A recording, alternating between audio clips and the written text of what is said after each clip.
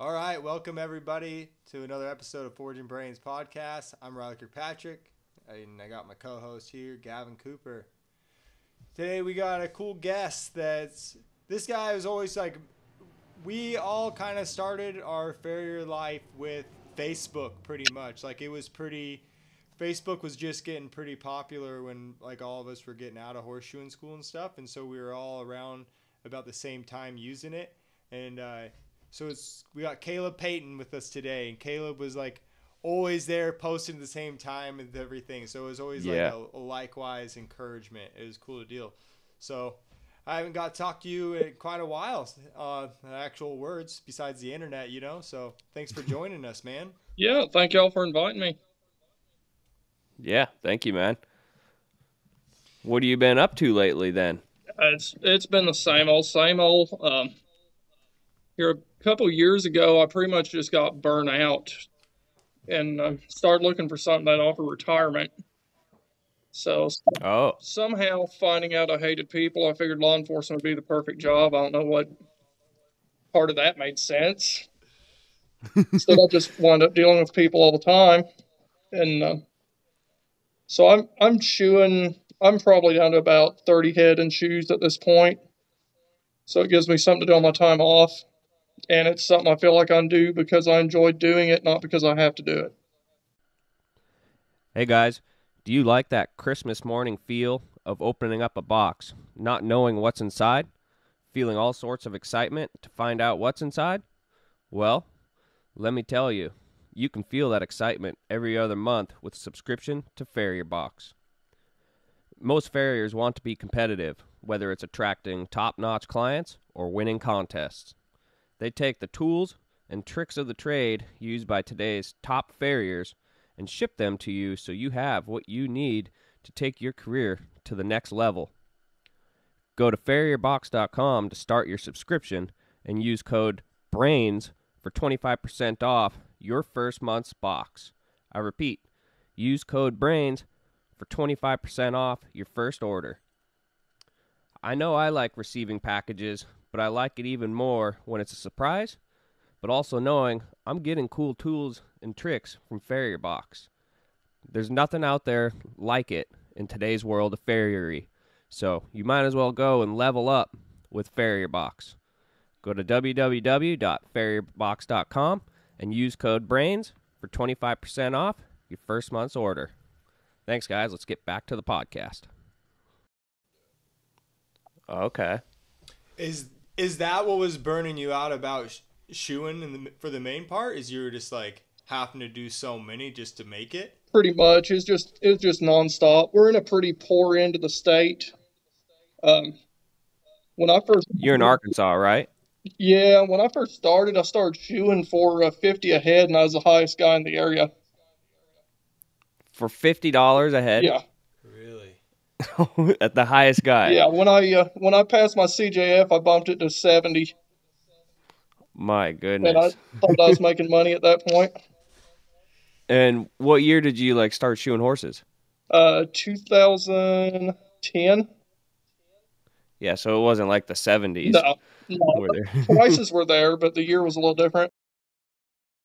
Goodness. Yeah, that's the same year I started shoeing horses. Yeah. Same. And I started at I think $110.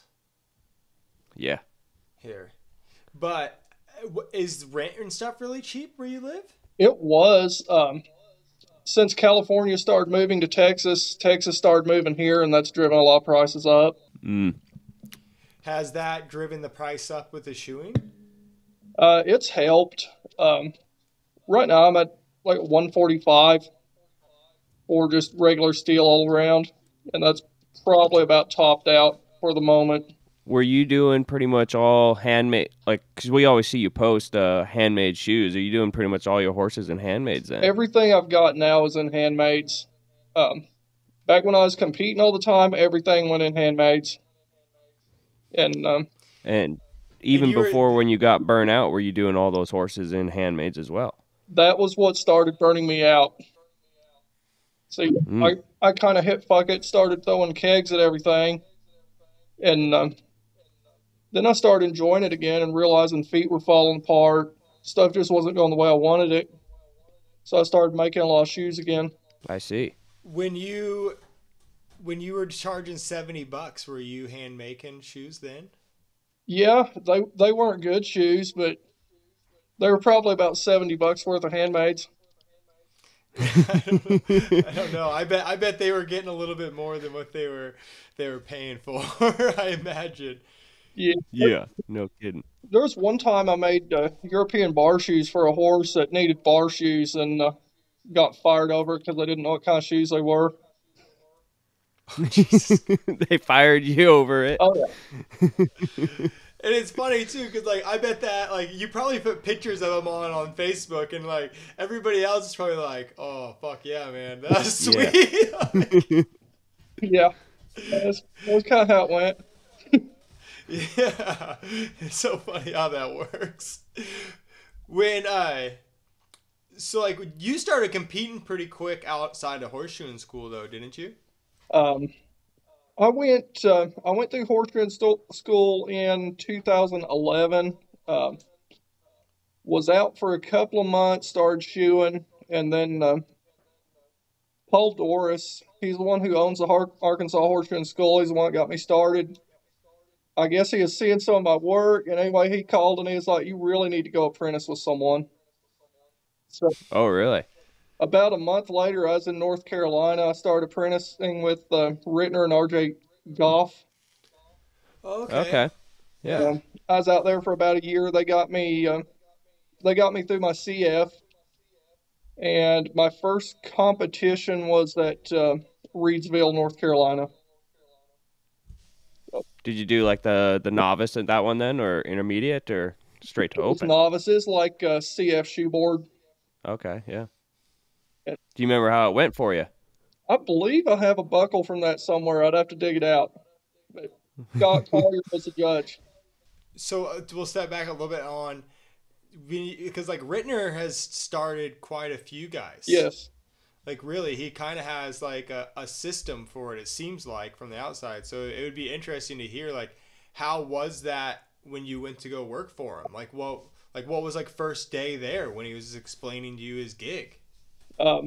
First day was pretty much, do you know anything? And then hop in the truck with him, and we went and started doing horses.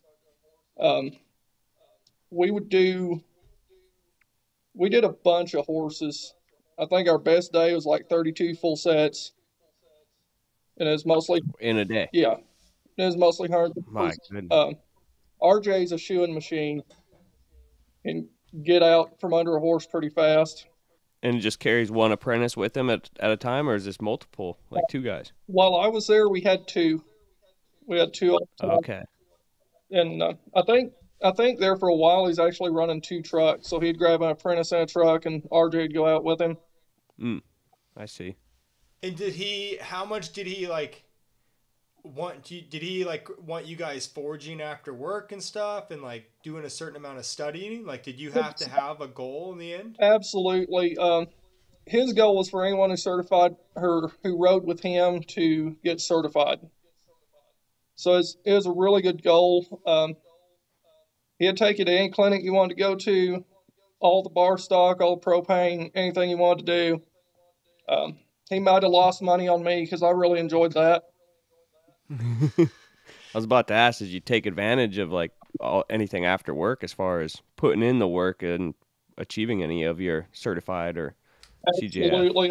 I made a ton of shitty shoes out there. Some of them got nailed on. Yeah. Well, that's saying something, right? Yeah, because did you live on the place with him then? Yes. He had put us up in the house, and it was room and board and a percentage of whatever we did. So it was a great scenario. It's almost incentive to go do more horses then, Yes. if you're getting a percentage. Yeah. What did you think about that when you first hear we got to go do 32 today? What's your first reaction at that stage of your career? Well, I was like, I guess y'all are going to do 32. I'm going to just try and hang in there. God dang. like either way, you're there for the day. You know, like you don't have anywhere else to be, really. Exactly. That is true. That is It true. had to be kind of nice though, because if you were only getting like $50 a head at home, you probably weren't making that much less with him, were you? No, I was probably making more with him, honestly. Yeah. Shit, yeah. Yeah, because you weren't paying for any of the materials or anything. Like everything was taken care of, and then you were just kind of getting a little profit at the end. That was probably a pretty little good deal. It really was, yeah. So did you get your journeyman, and he just told you had to go home? No, I got my CF passed with them, and then I just started wanting to go home and get out on my own. So that's Okay. what I Yeah. wound up doing. Was home for you, was it a hard area to like try to establish a business? Yeah, it was. It was a lot of cold bangers, just a lot of backyard horses.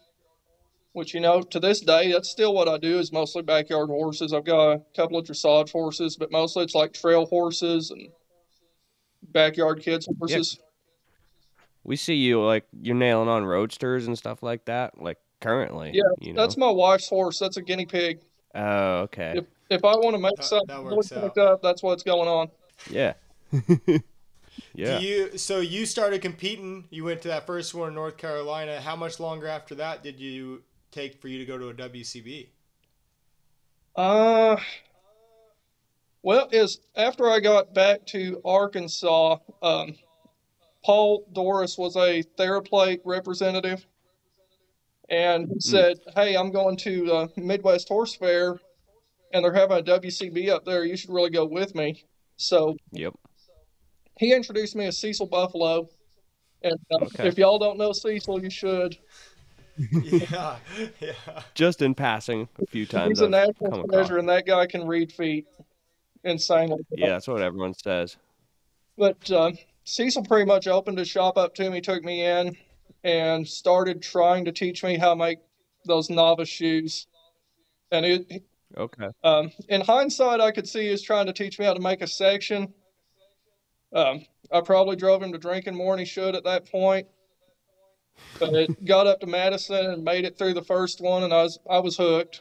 Was that because they've changed it a couple times over the years where they would either make it where you got to bump it up out of 3/8 by 1 or draw it out 1 1/4 inch. Do you remember which one it was? Madison was 15 and a half of half by 1 for the fronts, and like 15 for the hinds, I think.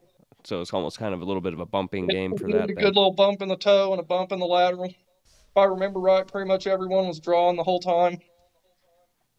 Yeah. Of course. Make them as big as you can. Yeah. Do you remember how you did at that one? Maybe 4th and 6th.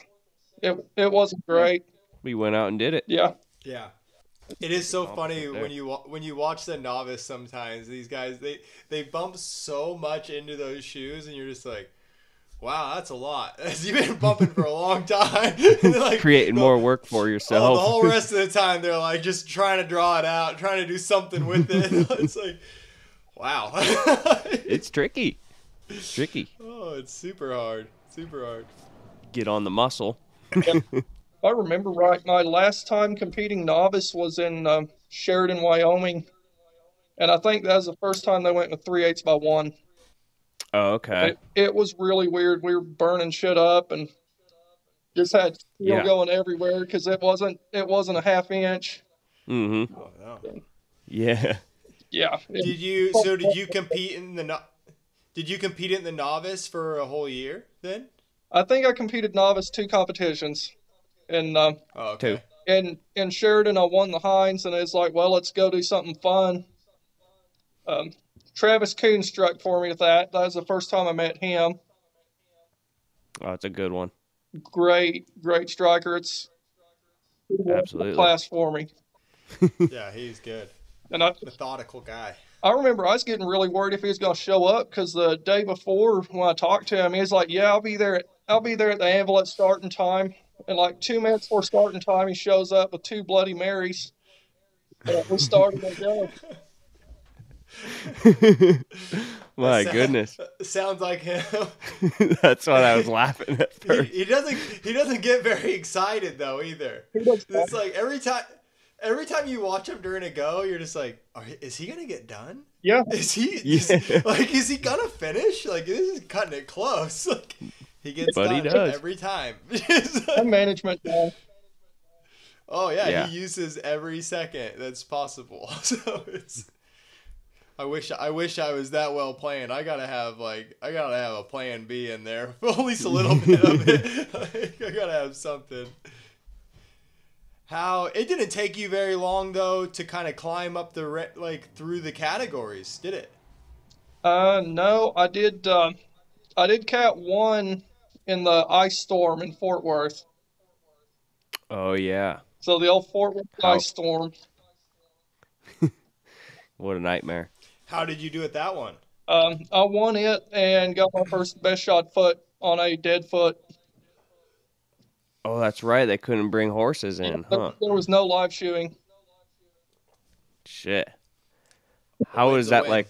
How is that as an experience? Like, you're in your first category 1, and then you make the live shoeing, but then you don't get to shoe a horse. It's You just shoot it to a dead kind foot. of a relief because I was like, I can't get gigged on my trim because I'm not trimming anything. That makes sense. Yeah. So all you had to do was just make a shoe to this already pretty bare foot. Yeah, Essentially like a match play then at that point, or eagle eye. pretty much. Tuned to. Wow. Pretty much. And Yeah, but that's do you remember what you had to put on it? it's beanie judging, and I think it was just a regular tool and fuller hind. Mm. Had you made any tool and folded before you went? Yeah, I'd made a pile of them. Okay. They were all terrible. Mine was terrible that day, but it fit. And it was punch coarse as hell, and they love that. Oh, that's Oh, right.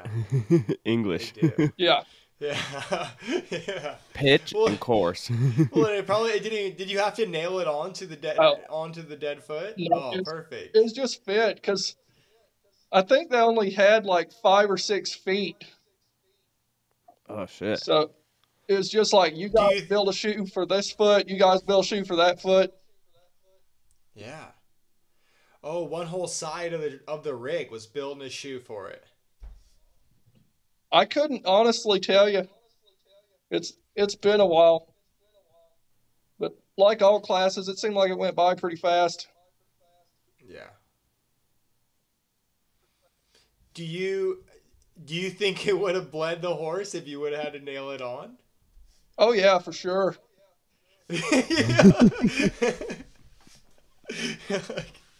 It was a good day to be shoeing frozen feet. Great day for that. Yeah, it was a blessing to you. Because how long do you think it took you to go from category 1 to a category 4? I think 3 contests. Yeah. That's what I was thinking. quick. I remember you climbing up it really fast. Well, not 3 contests because I competed category 3 for a while. I skipped category 2. I went category 3. I stayed there for a little bit. And once you're in 3, it's kind of like, well, why not go 4? You're doing the same stuff. Right. Yeah, just tougher competition against your peers, I guess, Yeah. at that point. So do you think competing started and making horseshoes started to come pretty easy to you? I thought it did, if that makes sense. Yeah. You kind of hit that learning curve where you start to think you know what's going on. And then a little bit later down the road, you realize you just look dumb. When you started getting that feeling that you thought it was pretty easy, is that when you started getting a little bit burnt out and just everyday horseshoeing too?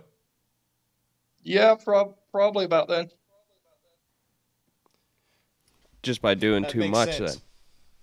Yeah. Well, not even just too much, probably is like the challenge was gone. Like that unknown, that little bit of like you kind of like made it to that mountaintop, you feel like, so you're like, well, this is no big deal anymore. Time to move on. Yeah, and what happens is when the time hits where you get home from shoeing and you're not motivated enough to go practice, you're done. You got nothing left. You have to keep that drive to get home from shoeing, go build something cool. Just find something to keep you going. Yeah, no, it has to. That's exactly why I end up making such random things. And I'm sure like that's something that I think is cool about what you do is like you make a bunch of different stuff. Is that why you always kind of chasing the different stuff? Is just because you kind of chasing something new all the time? You know what I mean? But it's like, is that what keeps it interesting for you? Yeah. As long as you're swinging a hammer. Yep, pretty much. I'll go for a while without building anything, and I'll build like 4 or 5 pair of tongs till I feel like I got them straightened back out where they should be, and then I'll go build something else. Because you got into making knives and stuff too as well. Yeah, I played with those for a little bit. Do you have, because I've seen you made some like Damascus ones, do you have a power hammer or are you doing that all by yourself? That was all me and a striker. Oh, damn. That's not that much fun. That's not that much fun at all. No, it really isn't. That's work. Yeah. I guess it's a little bit more fun than not doing it at all. Yeah. Like than just like, yeah. Sometimes Riley knows Damascus is expensive as hell to make because there's so much waste. That's like, I went to this knife show like a couple weeks ago, and I was walking around, and there's this there was a knife maker there that's like really good friends with Poor and stuff. His name's Bill Burke, and Bill makes some of the best kitchen knives in the industry. He's a master smith, and he had 2 Damascus knives sitting there, like kitchen knives, and I asked him, how much did that billet weigh when you started for these? And like, these things are feather light, like they weighed nothing. Yeah. And he said the billet was 11 pounds. Yep. Holy smokes. These fuckers probably aren't a pound combined now, like with handles on them and everything.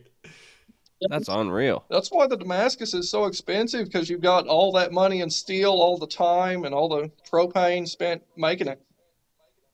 Oh, man. Like, knives are one of those things that they are a blast to make. But holy shit, there's no money in them. There really isn't. Zero. There's guys out there that are like making Damascus knives where they bought the Damascus or something, and they sell the knife for $200, and it's like, man, I can't. It takes me a day to make the steel before I'm even somewhat starting the knife. Yeah, that'd be a tough decision to make if you want to be a knife maker. How long does it take you to make some Damascus with just a striker? Depending on what we were making, we could throw a pretty decent, just regular billet out, and 2 or 3 heats, get all tacked up, get squared up. I was probably drinking a little too much at that time. So me and the poor kid that rode with me and struck for me, we'd be out there in that shop. We'd go do horses, get home, and then we'd be out in that shop till like 4 or 5 in the morning. But, goodness. And you'd get up and go shoe horses the next day. Oh, yeah. Golly. Just a worker of a guy. Like, do you think you got a little bit of that from riding with Rittner? Or was that already, like, were you already kind of liked running those type of schedules? I was running those schedules, and then it got worse riding with Rittner, because I was like, oh, we can do more. You're like, I've been slacking off a little bit. Yeah. So what made you run those schedules from the get-go? Like, is that kind of how you grew up? Pretty much. Yeah, I mean, if you're not working, what's your value in life? Was pretty much how I was brought up. What other kind of hobbies and stuff did you have, like, growing up? Or were you into, like, hunting or anything like that? Fishing? I fished a lot, hunted a little bit. to this day, I still love to hike. That's one of my favorite things to do. I like to get out in the woods. Yeah. Did Because Arkansas has some pretty cool like features out there as far as like landscape, right? Yes, like rocky yes, stuff, it it does. looks like. Yeah.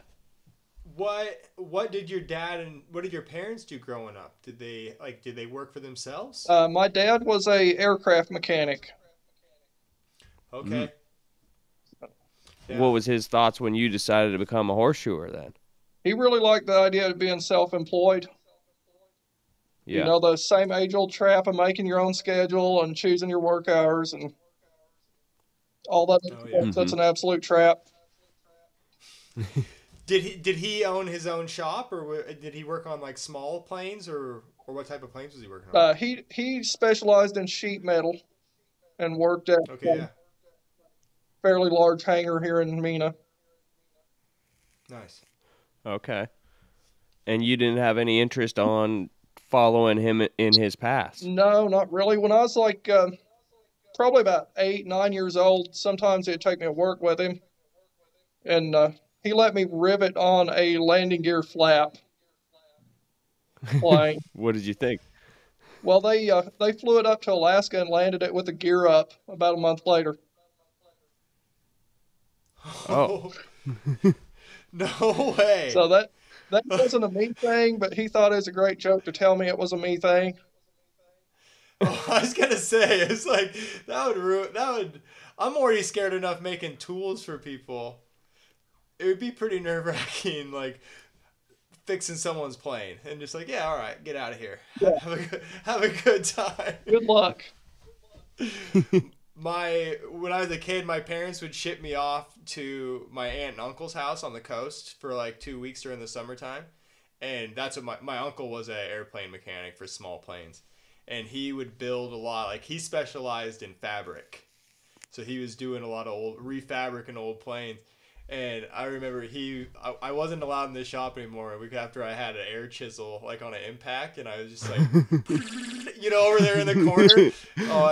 That thing came flying out of the gun and right through that fabric plane that he'd just been working on for months. Like, he was not very fucking happy like, whatsoever. Planes are big. Whoop. But your dad was obviously like a very craftsman and a detailed person, though, huh? Yeah. Yep. I've got, after he passed away, I wound up with his tools. So I've got a big old Snap-on toolbox of tools. I don't know what they're for or how to use. But I've got a lot of dividers and stuff that he had made for following angles and curvatures. Yeah, I bet those are pretty really damn cool to see, huh? Yeah. And was he just working long hours all the time? Not long hours, just 8 to 5. Okay. That's not so bad. I'm just wondering where this came from that you were like, I'm just gonna work 7 days a week, 24/7. Like this is. Let alone like what made you choose to become a horseshoer or a farrier? Well, I started wanting to do that working at a breeding ranch. It was about 3 miles from where I lived. I actually would ride my horse to work. Oh, damn. It's one way to do it. Yeah, that started probably when I was 12. And Makes sense. No driver's license. yeah, it was either bike or horse, and a horse was a lot less work on my end. Yeah, no fuel. No effort. So what type of breeding farm was it? it was an Egyptian Arabian farm. Oh, boy. Really? I pretty much shoveled shit, hauled hay, and then the owner, being a good horse person, was like, "Hey, you think you could trim these?" As opposed to a farrier coming in and costing them a bunch of money. And I'm sure the trim prices are only $10 a horse, though, huh? probably something about like that.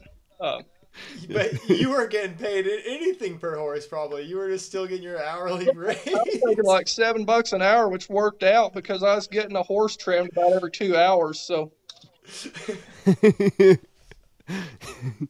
And we ain't shoveling shit, so. That is super true. If I was probably like a middle schooler, like, trim that horse or shovel shit. I hate cleaning stalls. That is the worst ever. Yeah. Oh, I heard, like, I was so ready for summertime to come around. It's like, we get to pasture horses. That means we don't have to clean the stalls every day anymore. This is gonna be great. They can just live outside from here on out. Yeah, I wound up shoeing my first horse while working there. And did you ever have any, like, was there a farrier coming in at all? Did you see Yes. a horse getting shod by somebody else? I hadn't seen a horse get shod. I saw him get trimmed. And that's part of what started my interest in it as a career. It was Ron and Cody Ferguson. They'd drive in from Conway. And they would be there 5 or 6 hours trimming horses, and they'd leave with like $800. And I started thinking, that's like a month's worth of income on my end. You know, they may have something figured out. Yeah, they just did that in a day. Yeah. That's kind of what piqued my interest, as well as I seen the money or whatever, and I was like, damn, you can actually make a decent amount of money doing that. Yeah. Shoeing horses. And then reality sets in. Yeah, reality sets in. It's true. So true. You were like, well, there's rent. There's a truck payment. Yeah. There's insurance. There's retirement. There's, like, I got to pay wear and tear on all these tools. Like, it's always one of those, like, gleamer and hopes that everybody always want to tell you that you work for yourself or something. They're like, well, yeah, I make 100. Like, I could lie and say the same thing. Like, well, my shop rate for my blacksmith shop's $100 an hour. And you're like, okay, but reality, profit's not that freaking great after you start counting things off of there. No. I mean, it's funny because if you don't charge a fair price, like, you're not only screwing yourself, you're screwing everybody else in the area too on the damn thing. Yeah. It's the way it goes.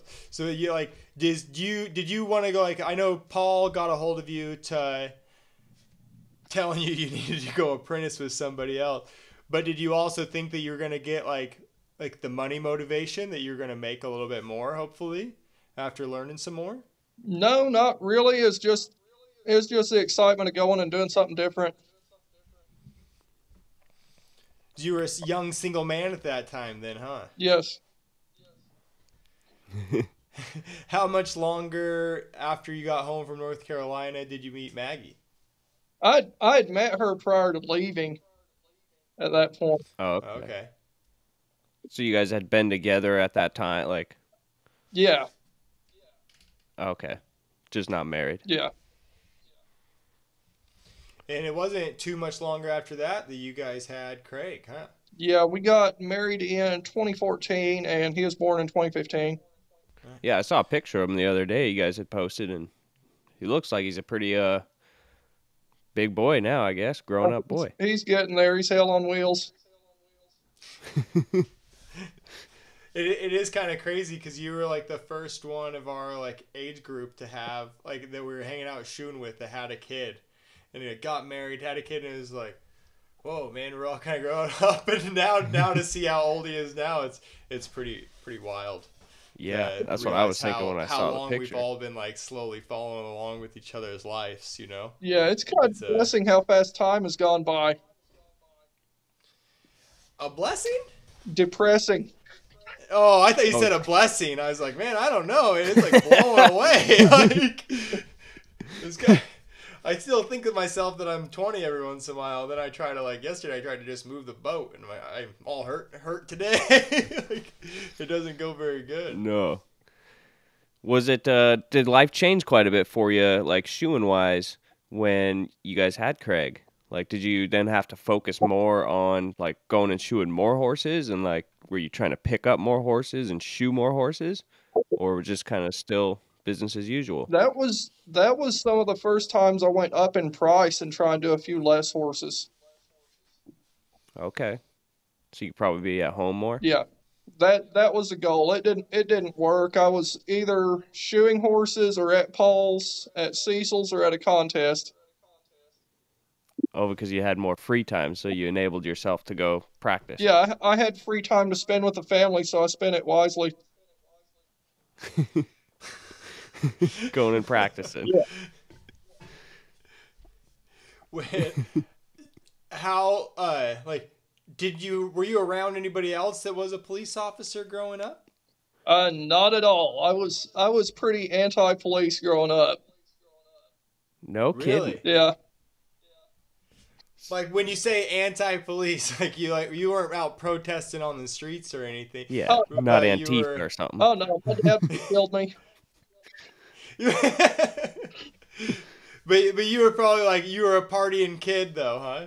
No, I didn't have time. I was working or in the woods. Yeah. Oh, really? I was in the woods, but I was in the woods partying. Like, that was the place to go. Logging companies are closing roads on us mainly because we were leaving so many beer cans in the woods and Get these kids making out of here. bonfires. Yeah, like we're losing too much timber to these kids. Them and their bonfires. Cutting into our profits. Yeah. What kind of changed your decision on becoming a police officer then? I guess just age and maturity. You know, there kind of comes a point in life where you realize if you like society and like all the benefits of it, it has to kind of be upheld. You know, there has to be certain standards. Is the area in which you police, is it a pretty big city or is it just like a small town? It's small. It's like 5,500 people.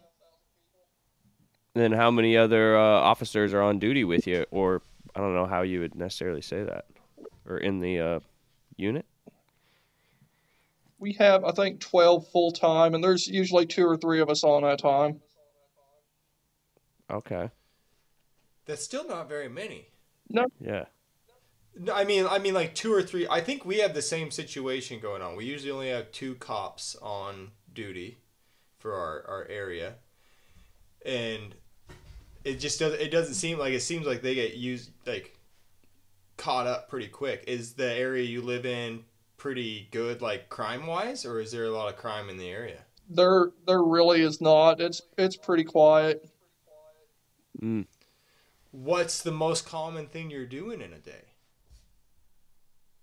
Usually just working traffic, answering calls. Like speeding tickets or stuff like that? I don't write very many tickets. You know, I'll pull someone over and tell them to slow down. No kidding. Leave them with a warning. Yeah, Oh, you're my kind of cop. I'm that. Man, I luckily don't get pulled over very much. I realized the other day I don't either. I haven't paid I haven't put new tags on my truck in 3 years. Yeah, when I was out at Riley's house. Rick. Last time I was out at his house, I was like, dude, your tabs are way out. And he's like, well, Oregon doesn't enforce it anymore like the way the rules are, the laws are. It's like, why pay him? I was like, God damn, man. If you can't get in trouble, like I forget about it, but also it's like, man, if you can't get in trouble for having meth, like you literally just sit down and smoke meth on the sidewalk and be like, "Have a nice day, sir." It's like, oh, It's I don't a know if weird. I need to pay more of my my tags on the spot. Tags just aren't really high on the list at that point. They Right. really are, man. Like, I couldn't imagine, like, where you guys are. You guys probably like you pull some guy over with meth, you gotta get that guy in trouble, right? Yeah, Yeah. Like that dude's not gonna have a good day. yeah. Well, the thing I think about, like, you see with what's going on in our society these days, how people are always, like, bashing cops or, like, belittle, like, screw cops or whatever. Like, why would you're seeing all this happen to other police officers, and it's like, to me, I'm like, well, I don't necessarily think I would want to put myself in that situation. Like, if I'm going to be the one, like, they're going to come after me, but really, like you said, you're trying to uphold society and make it better. Like, it's just crazy to me that you would put yourself in that situation to become a cop. Yeah, it's just one of those things. Someone's got to do it, and it sounded like something I could do. I suppose you probably get to help out a lot of people as well, right? Yeah, a lot more than people realize. What are kind of some things that like you get to go do that you find rewarding? Medical assists, helping stranded motorists, stuff Mm-hmm. like that. Yeah. How long did it take for you to become a cop after like you decided you were gonna go? Like, what was the process? Um, I got I got on in 2019 as a reserve with this department, which just means you get to ride along with someone. You go through a really short reserve class. They don't give you a lot of leash. You're always with someone. You get a gun at that point? Do what? You get a gun at that point? Absolutely. Oh, okay. Wow. That's We're not pretty going to cool. stick to protect yourself. Yeah, they can give you a gun pretty quick. Yeah, and Was I got hired full time in 2021, and oh, got to go to a academy down in South Arkansas for I think it's just over 3 months. how is Academy like you in TV shows or movies or whatever? They make it seem like it's brutal or whatever. And I mean, obviously, I don't know. What is it like? I guess if someone had no ethic to work, it would be kind of brutal to be forced to do stuff. But Mm-hmm. if you want to go and you want to do good, it's not bad at all. I suppose with like, you know, your background in the sense of like putting forth the effort to want to go compete and nobody's forcing you to do that. So you already have an ethic or work ethic or whatever and drive to do something. Like you're just going to fall into that category and be able to do it just fine. I wouldn't say just fine. I had to get back in shape. I was pretty out of shape when I went. How quickly did you turn the academy into a competition? Uh, Day 3. You're like day one. You're probably sizing guys up already, huh? You're like, yeah, I'm gonna whip you. Day 1 was mostly spent just in panic because they're running you around and running you a lot. Oh, Then day 2 was kind of recovery and more running. so there is a lot of fitness parts in it then. Not as much as there could be, but yeah, there is. Because that's kind of something I wonder is you like sometimes you see like a cop that's pretty overweight and it's like, how the heck did you get through the academy or something like that? Yeah, odds are they were a little bit thinner during that portion of their career. And then there's no necessarily like requirements to, I don't know, retest down the road. That's individual department requirements. Mm, And I honestly, here lately, it's been getting harder and harder for them to find anyone.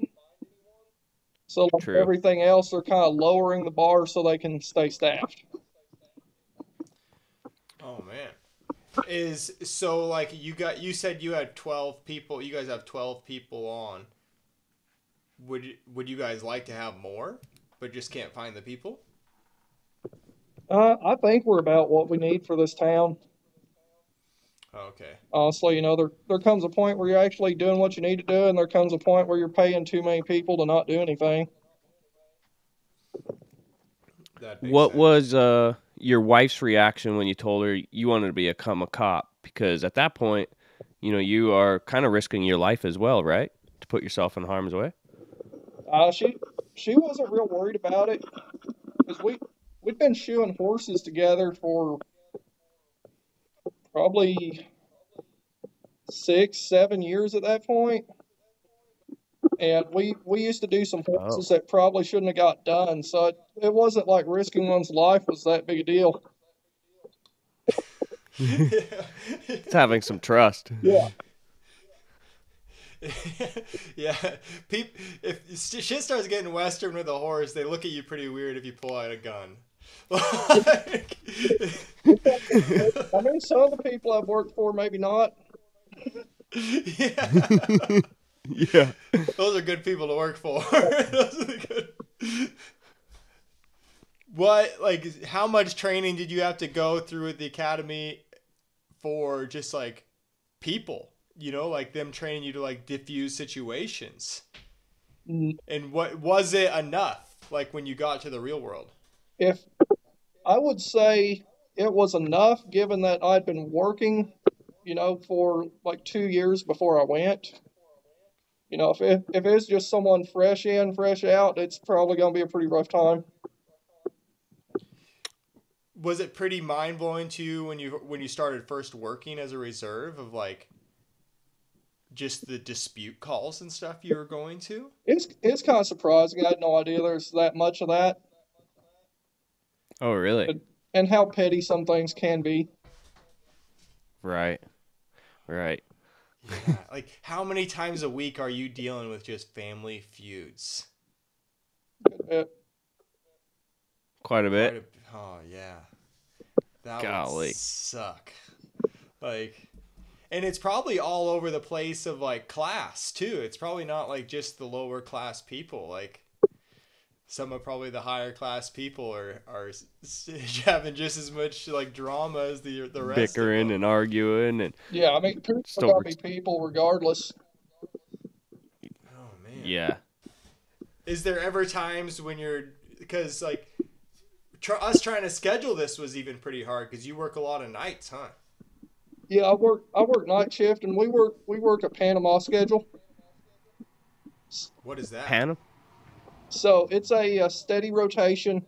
I'll work 2 nights one week. I'll work 5 nights next week. Oh. So it works out great shoeing horses part-time because, there's 1 week I'm pretty well off. I see. So when you are working nights, do you shoot any horses during the day, or do you pretty much take that whole day and just rest? If it's my last day on, I'll go work the morning after I get off. I see. But not if you're about to go in on a shift that next night. Yeah. Yeah, because when we were trying to schedule this, you said you went and shot horses today, right? Yeah, I went and did 4 fulls and a couple of trims. Yeah, when you said, oh, I'm going to go shoot horses on Sunday, I was like, geez, this guy's busy. It's like working 7 days a week. But then I also realized you doing a night shift in there, too. Yeah. Is there ever times you want to kick the bucket on one or the other? Sometimes. Which one do you lean to the shoeing horses side or to the police force? It's a coin toss depending on the day. Yeah. Depending on what calls you had to go on either way, huh? I bet. Are day shifts any different than like night shifts for you as like being an officer? Very much. So which one's worse, night shift or day shift? It depends on your outlook. I absolutely hated day shift. Really? Yeah, with a passion. Why? Day shift is it's almost always little bullshit complaints and stuff that doesn't really need a law enforcement officer involved. Oh, really? So nighttime's probably a lot of like alcohol-induced stuff or drugs or anything like that that's causing something, or no? More likely run into that on nights. Yeah. Is that like it seems like you're a guy that likes to chase, like you like the unknown. You like the excitement. Yeah, I like stirring stuff up. So like are like you're probably not fully wanting it, but you're probably also at the same time hoping the next call you're like, hopefully this one gets a little western. Like it would be all right. Hopefully this one's something new. Do you ever like look at say like our states, Oregon and Washington, for instance, and like the laws that we have that are just kind of like ludicrous at this point of what's able to fly? Do you ever think like, what if those laws come to our state? What would your reaction be then? I would probably find a different line of work or go back to school full time. Yeah.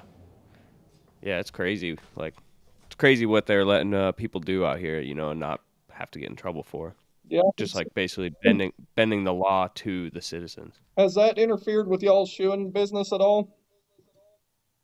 No, No, I mean, no. we're far It's enough away from the city that we don't necessarily see it every day, right? yeah, pretty much. It doesn't interfere with my shoeing business at all. It's just interferes with me wanting to live in this state. That's all it interferes with really. Yes. Like, it's if I have to go to, because most of my supplies are all in Portland. So like if I go to get wood for handles or tool steel and stuff like that, I got to go into Portland, and it's just a Dread it. pile of shit place. But it interferes just like daily life, I guess. You know, like you just have, I don't know how it is there, but like meth is a huge deal here. Like And heroin. meth, heroin and fentanyl. Fentanyl's a new drug that's just like all over the dang place, and it's like and you're not even safe out in the woods here. It's like Right. we had a tweaker in their broke down car in front of our house just yesterday, sitting there all day with like 3 or 4 cars coming and going and working on it. It's just, that's what it interferes. It just spreads like wildfire all outside of it. Mm-hmm. Or do you, because I know Arkansas has like some parts that are probably pretty bad drug areas too. Do you notice the same thing? Yeah, it's mostly, I guess, like there, it's confined to the bigger cities where it's bad. Yeah, I suppose. Yeah, we got like a huge homeless problem out here. You know, just everywhere you look, there will be a tent city, like towards like the city, I guess. But do you guys have much homeless there in No, Mena? no. None. I mean, Oh, that's some, nice. but it's not a normal everyday deal. Do you, and like the homeless guys there, you probably know them by name, huh? It's probably like the same people. Because there's so few. Yep. That's what I was wondering too. If like you have, do you live in this town that you're a police officer in, right? I live out in the county a couple miles out from town. Okay, but like where Craig goes to school, is that the school like that you're in that town? No, he's homeschooled. Oh, that works out. Yeah. I was gonna say, like, how awkward is it going to the store or something at that small of a town that like you are the town cop and like you know everybody's drama. It's not. You know, No. I've been able to do pretty good with just turning that off when I'm not working. I'm not working. Have you had to go to any of your clients? No. Oh, that's good. Yeah, that'd be Or have you awkward. pulled any of them over? I don't think so. Or would you even be allowed to say at that point? I mean, you're not saying any names, I Oh, suppose. Yeah. I'd give most of my clients a ticket for sure. You hardly No- pay me as it is. No warning today. Mr. Nice Guy's gone. Do you ever have a want to go back to do some more WCBs? At some point, I would Do like you? to. I don't know if I'll be able to, but I'd like to. Mm-hmm. Just kind of seeing how What- the schedule works out, I'm guessing. Yeah. Yeah. I would imagine. Schedule and practice. Do you? That's what I was going to ask you. I imagine it's just hard to schedule practice right now. Yeah, like right now, I could work some in for myself. I would love to do a team deal, but that would be Oh, yeah. impossible to tie in with a team. Oh, I bet. Man, team deals take more practice time than individual Yep. contests. It's just travel. Yeah. Yeah, Travel getting and, together like- with your teammates. Yeah, and you guys are already together, so you might as well do 2 days, and then you're like, well, that eats up 2 days or almost 3 days when you start including travel. It's a lot. They're a whole bunch, and I'm sure you probably don't want to just go to a contest just to go at this point, huh? You want to go and Win. try to do well. Well, Yeah. it's more the atmosphere of the contest for me. It's a great deal. I'm competitive, but it's more about hanging around the like-minded people. I think that's what we all like about them. That for me is what makes the team deals worth it. Is that you you get the little mini contests at like practices Yeah. with your friends, and then when you get to go to the big contest, and then you get everybody there, and it's like it's a bunch of little shots of enthusiasm as you go. Do you have some goals set as far as your horseshoeing goes? No, just the That you'd same. like to accomplish? Try and make every foot better than the last one you dropped. All the pictures that you post, all the feet always look like feet like what we have here, where they're very wet. Yeah. Is that pretty much the case? Yes. This part of the state, it's kind of cool and frustrating how much feet change, and I'm sure y'all's are the same way. But when they're saturated, there is no one set foot. It changes in between cycles. It changes with moisture. Mm-hmm. You'll see a bunch of popped clenches when you come back from feet shrinking and flattering out. Yeah. What are the winters like out there? Do you guys get much snow, or is it just pretty much rain? Very little snow, a lot of rain. Okay. It's pretty near exactly like us then. Yeah. Yeah, but you guys have really rocky ground though, don't you? It's a mix. It's either mud or it's rock. There's And no. so does the water just run right on top then? Yeah. You guys like when you're going hiking and stuff, when you're going hiking and stuff, is it pretty flat elevation stuff? It's a lot of up and down. We've got really low mountains, but it's a whole lot of up and down. Like little ravines. Yeah. There's a national park in Arkansas, isn't there?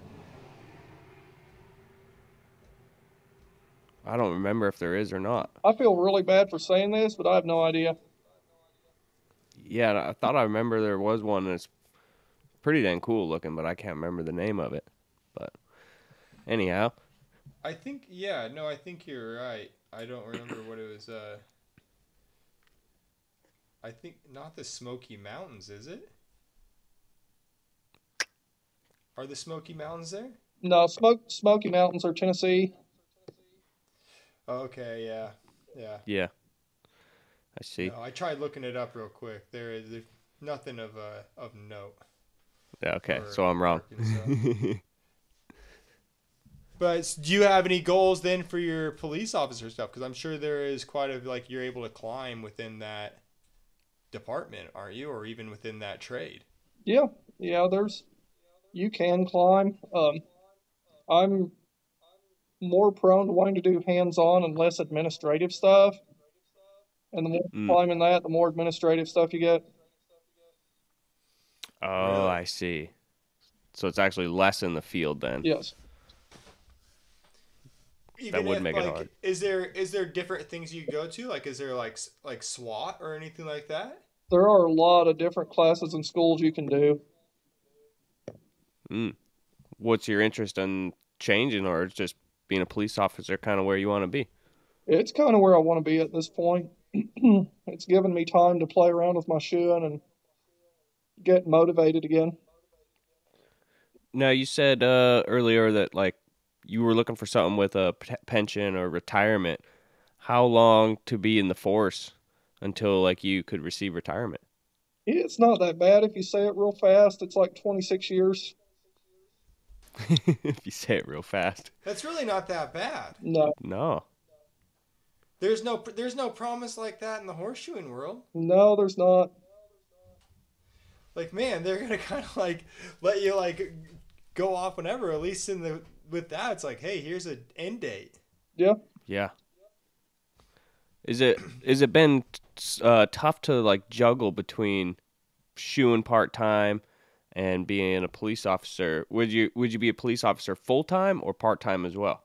Well, I am a full-time police officer, but because of our schedule, it drops that 5-day off 1 week. That lets me do what I need to do shoeing. So it works out in your benefit then. Yeah. Oh, that's pretty sweet.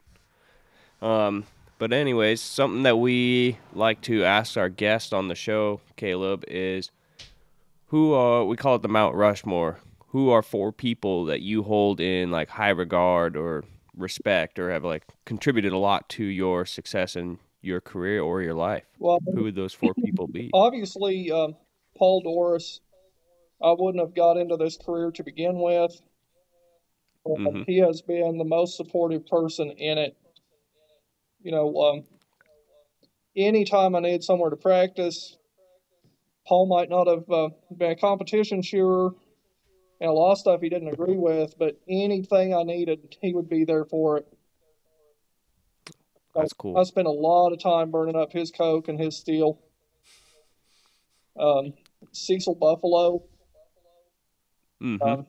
Cecil helped me learn how to build roadsters, how to look for a foot inside a shoe, and just overall, most of what I know about forging is through Cecil. That's cool. And Mark Milster. Well, unfortunately, folks, I'm sure you could probably hear it in here that we kind of had like a little bit of an audio issue with this episode, so I'm gonna hopefully try to fix that. But yeah, Gavin will work his magic. Well, we thank Caleb for finding some time out of his busy schedule and joining us here. And thank you guys for joining us again for another episode. Remember, not like and subscribe. You could like and subscribe our YouTube. That'd be pretty sweet. That'd help us out. And if you could rate us on whatever you listen to, that's also a cool move. That would be a cool guy move. If you're gonna be a cool guy, you do that. Hit that subscribe button.